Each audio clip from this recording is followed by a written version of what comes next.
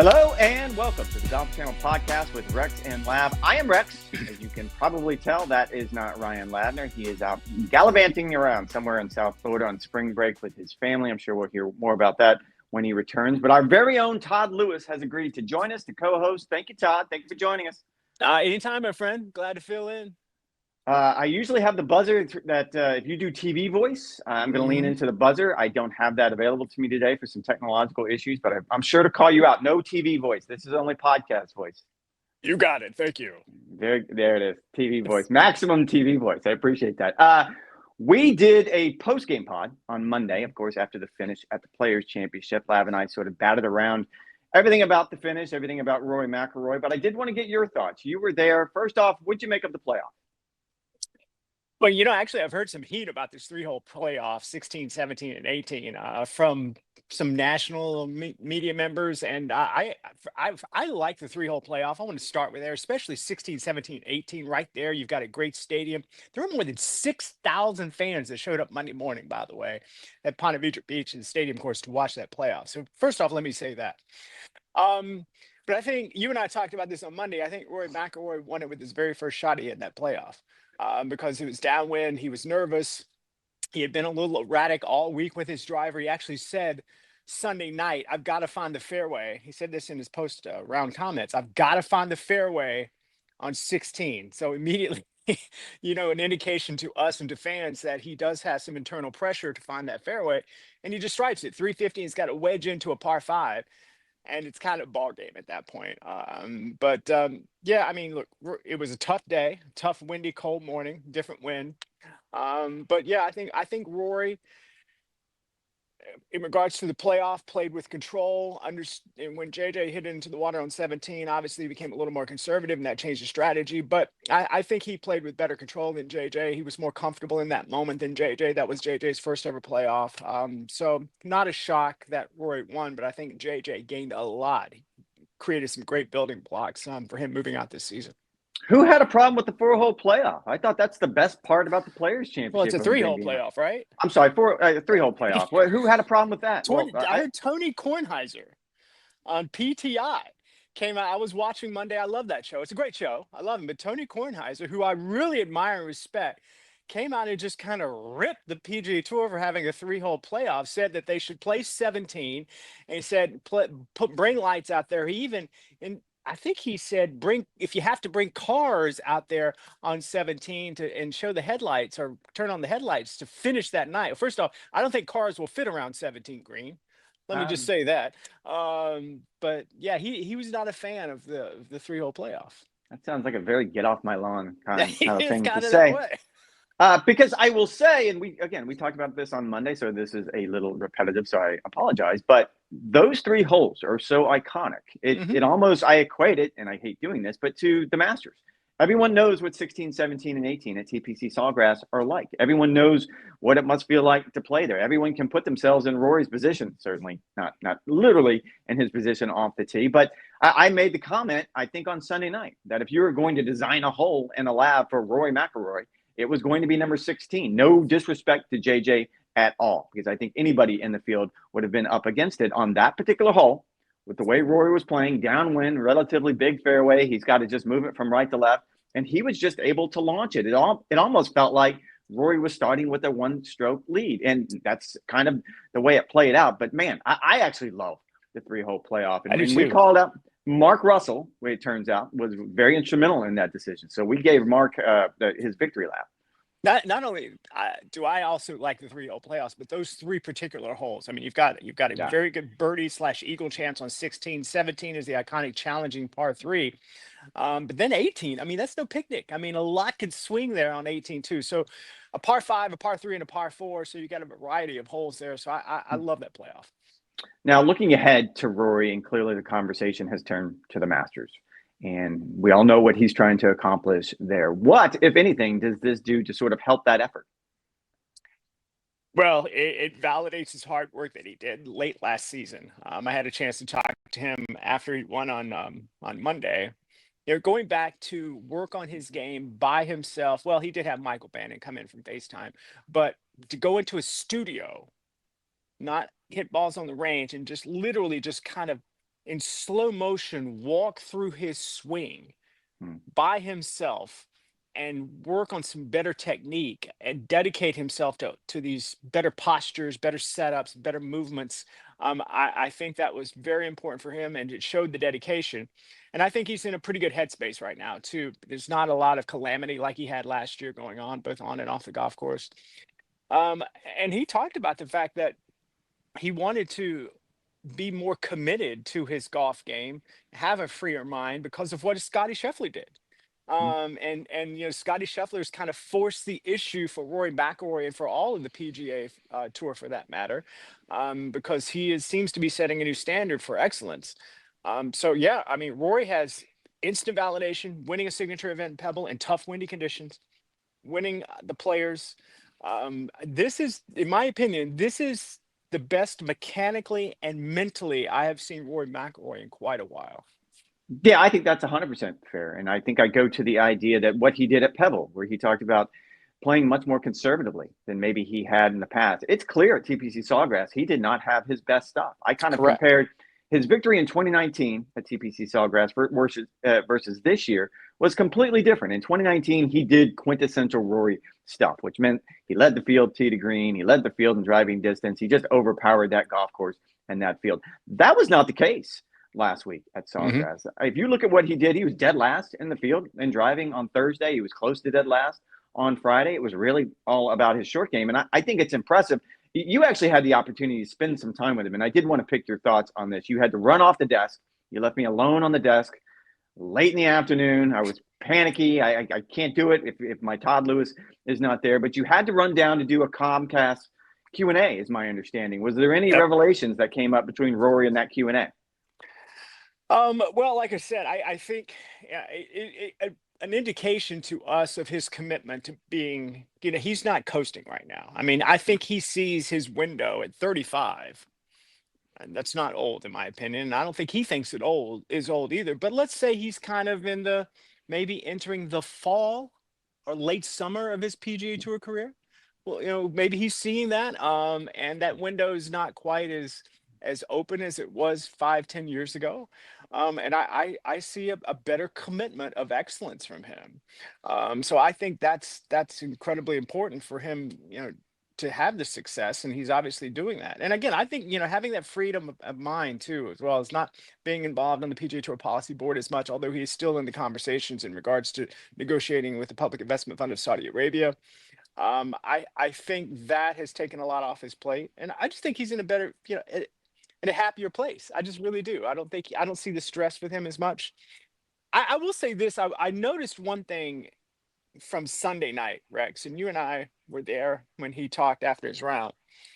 He had 3-shot lead on the 12th hole. Hmm. And suddenly he's tied. And so I thought he might be a little pissy, a little frustrated, a lot negative. But he really wasn't. He was kind of, okay, all right, could have won it Sunday. I didn't. I'm going to come out here and try to win it on Monday. And the fact he talked about how nervous he was on Monday, he said, I haven't been that nervous on the 16th tee, which was his first playoff hole in a long, long time. That shows how much he cares.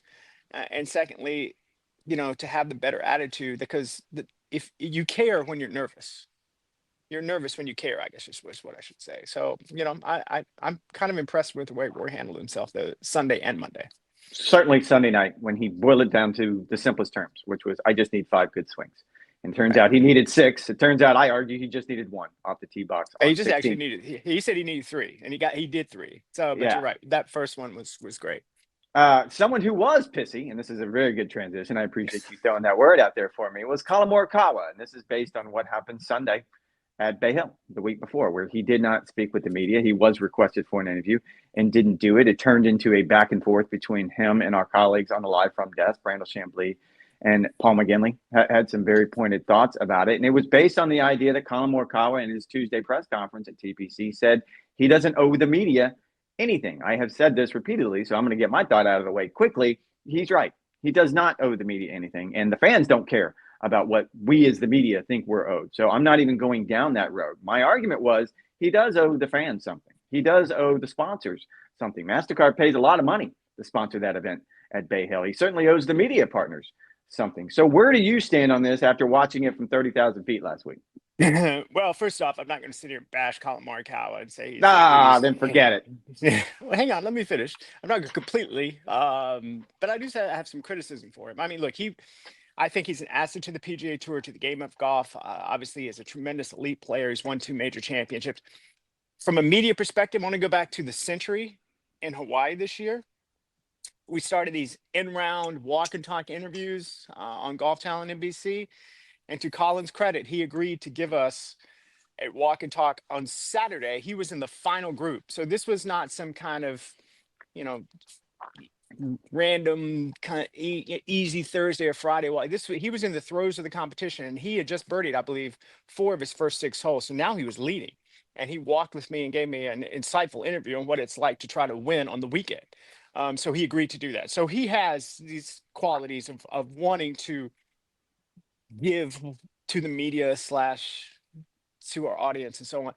Yeah, but when he said, I don't owe you guys anything, well, he's right. He doesn't owe me anything. He doesn't owe you anything because you're one of the best reporters on the planet. He doesn't owe us anything. We're reporters. We're here to gather information. But I completely agree with you. He does owe the fans. And we, as media members, we're an extension of the fans. We get his information, his quotes, his thoughts, his video, his comments, all to those fans. And without those fans, Colin Morikawa wouldn't be a multimillionaire living in a really nice place in Las Vegas. I know he's a great golfer, but I think he's missing the mark here.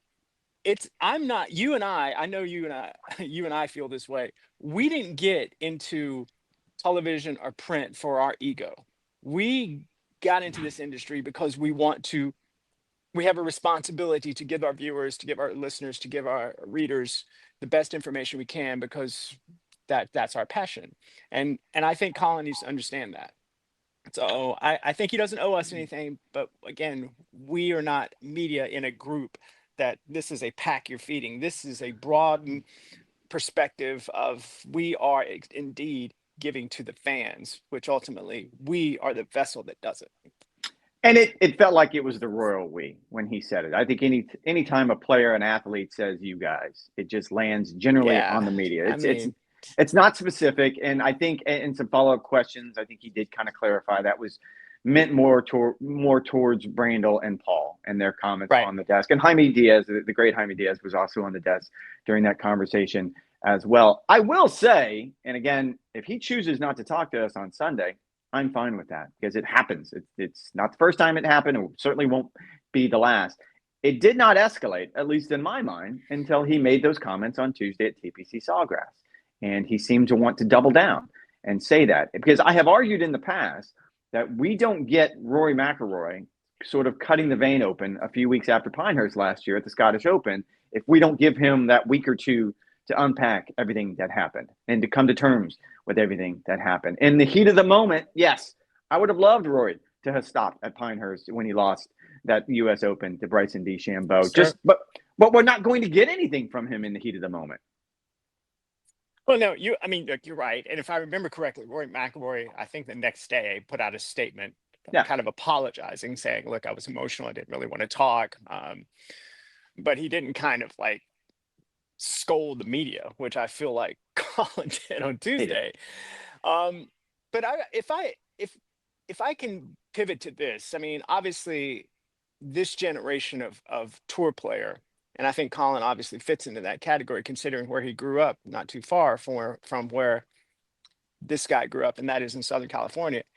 You and I have covered Tiger Woods in the height of his powers and when he was shooting 80s on the PGA Tour.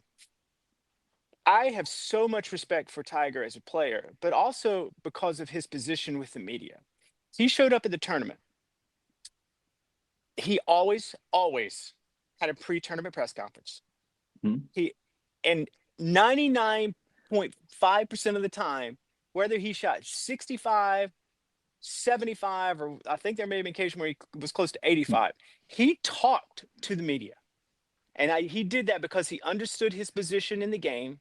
And I really do feel like he feels that there's an obligation, considering where he is, to reach out to the fans, to reach out to the media. I mean, he talked when Y.E. Yang beat him at the PGA Championship. He didn't storm off. So, I feel like this generation of player needs to look at Tiger Woods. Here's another thing to look at Tiger Woods and what he did, and that is to realize that we as the media, again, are an extension of the fans, and that you owe something to them.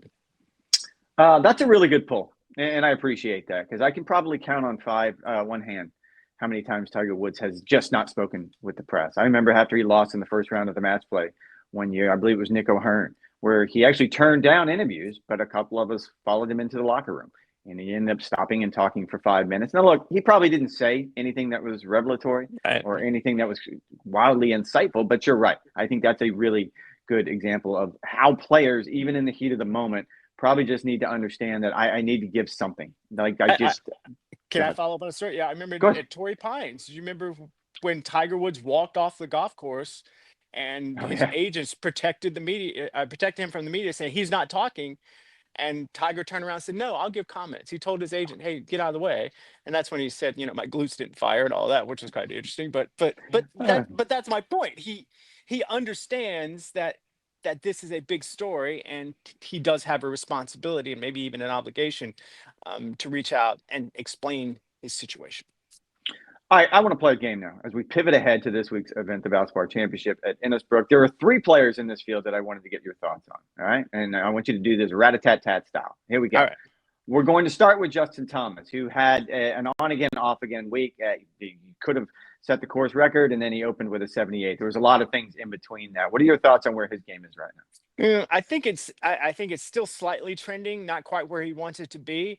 But he, like you said, he's got to be more consistent. When you go from 78 to 62, hats off to the 62. I mean, again, but he did this last year. If you remember, he had one really bad round, and then it just kind of throws him off. I somehow he's got to find some consistency, and hopefully he can find it on tough golf course this week. And I think if you find a way to make 10 birdies like he did on TPC Sawgrass under those conditions, your game's probably in a pretty good position. We hear players talk about this all the time, where if you make the birdies, the easy part is to get rid of the mistakes. At least that's the way it works in their mind. Not in my mind. Getting rid of the mistakes is part and parcel with my game, which brings me to Xander Schauffele. Had an absolutely awful weekend. Didn't particularly have a great week. Clearly coming off the injury, clearly not 100%. This is probably going to be his last start before the Masters. What are we thinking on him?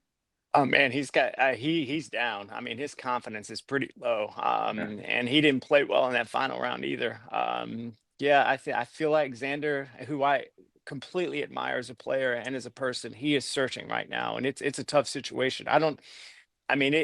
He's going to really have to pivot in a positive direction if he wants some momentum heading into Augusta National.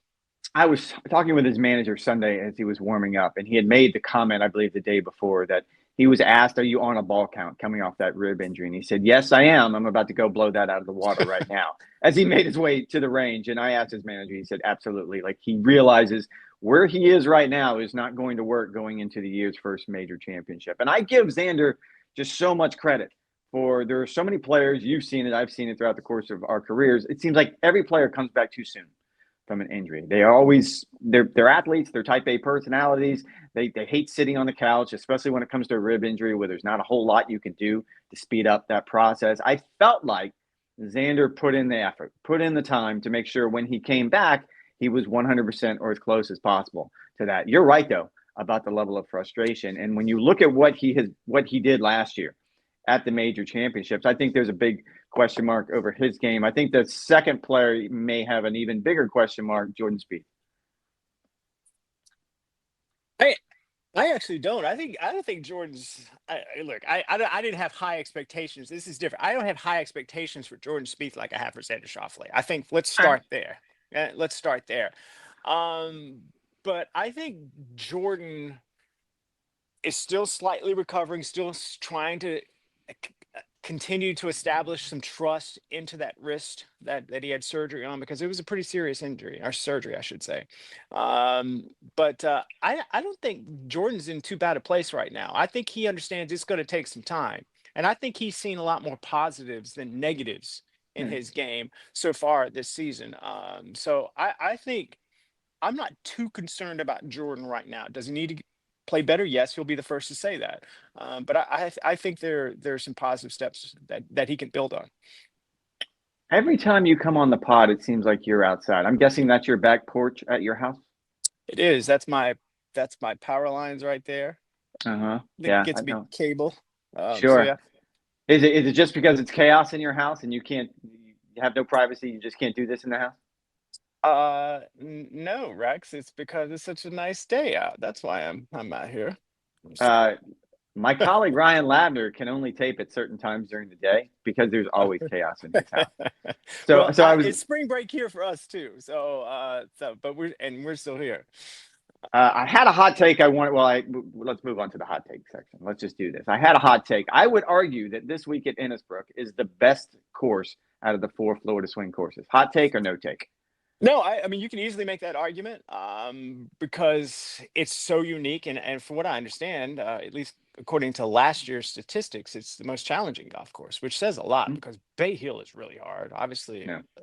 TPC Sawgrass, the stadium course, is challenging, and frankly, well, it wasn't the case this year, but usually PGA National is no pushover either. But the fact that it has elevation, the fact that it does kind of feel like Pinehurst of Florida, yeah, I think it's maybe the best, most challenging golf course in the rotation in regards to the Florida swing. And I would argue it's probably one of the better courses to get ready for Augusta National. Like you're never going to have a perfect fit. Augusta stands alone. It's very unique.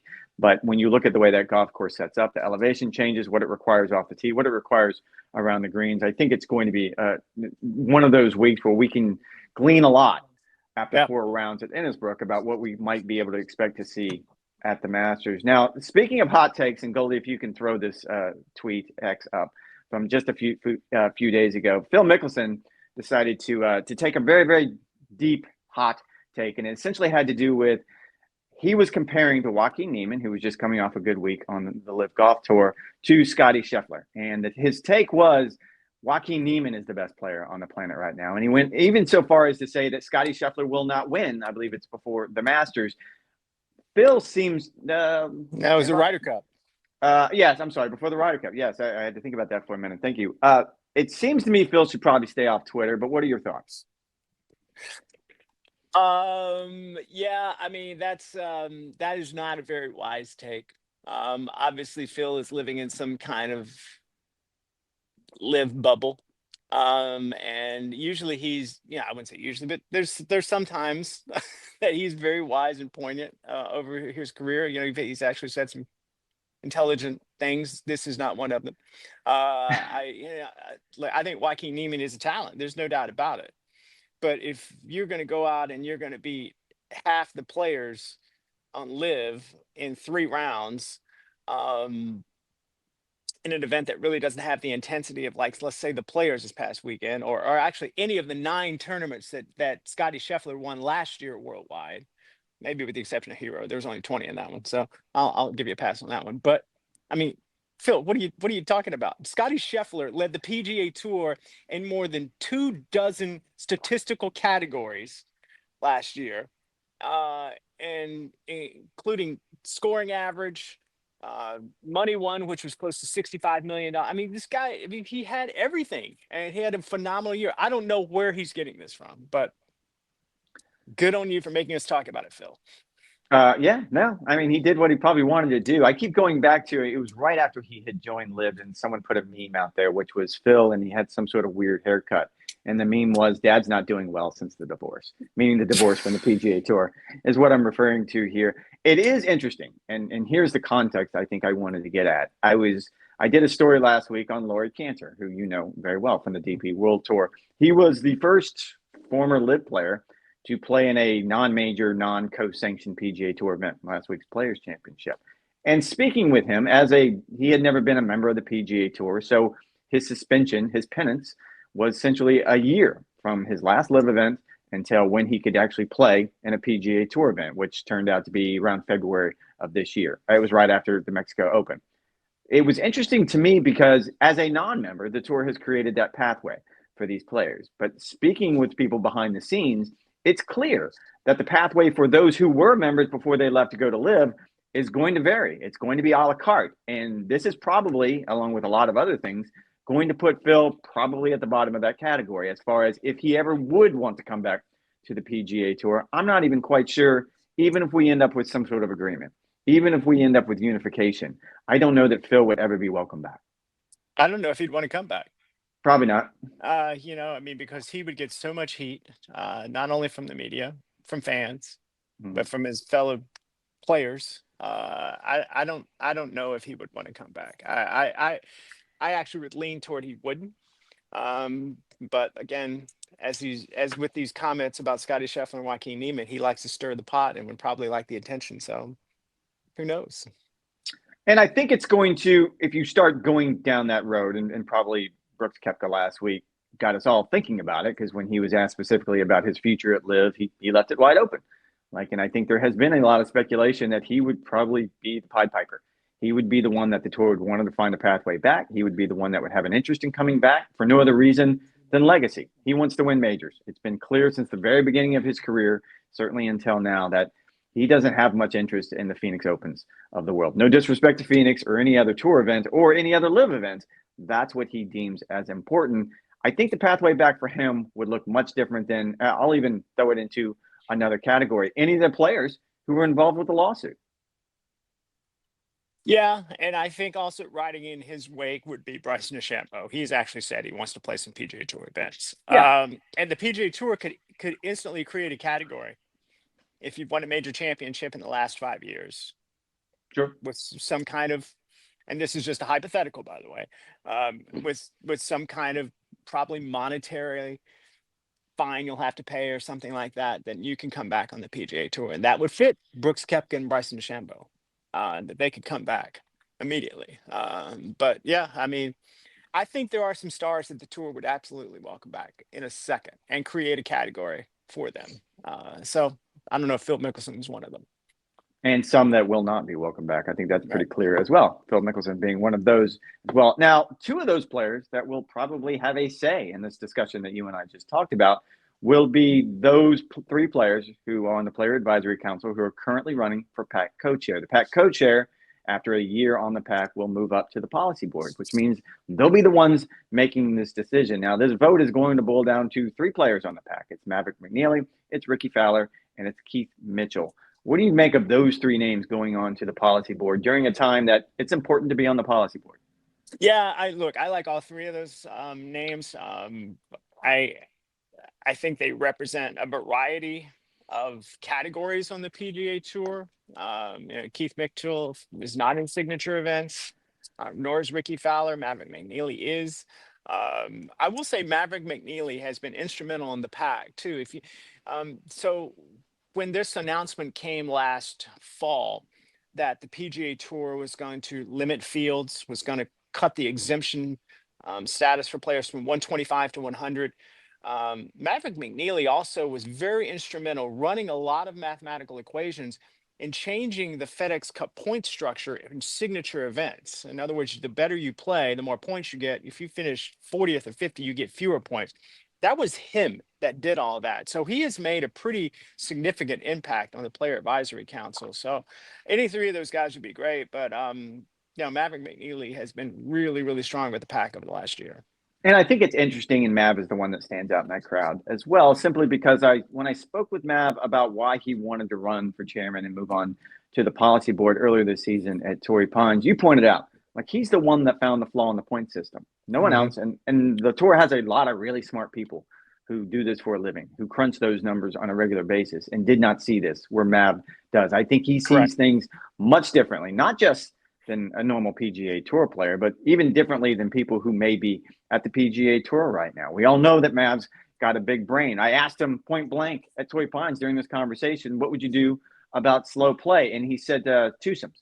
And my comeback to him was, that's quite creative. Yes, one less player, you are going to play fast. I was a little flummoxed by the simplicity of it. But then he ran through twosomes on the weekend every time, instead of, you and I both know the way it works out on the West Coast, some events earlier in the season because of daylight savings time, you still end up with threesomes on the weekend. And he pointed out that the difference between his Friday round at Torrey Pines and his Saturday round at Torrey Pines, his Friday round was a threesome, his Saturday round was a twosome, was over an hour. If you want to make a real cut and difference, then that's the way to do it. And then he broke it down even simpler, that this is not taking away playing opportunities, which is what the PGA Tour essentially did starting next year by reducing field sizes, signature events, all of the things that we can get into. His argument was you still get into the events. We would just reduce the cut from 65 in ties to 60 in ties. And that makes it, he had crunched the numbers, mathematically more likely that you're going to end up with a field that allows you to play in twosomes. It was as simple as that, but it was an explanation that I had never heard before. So I think he could add a very different dynamic to that board.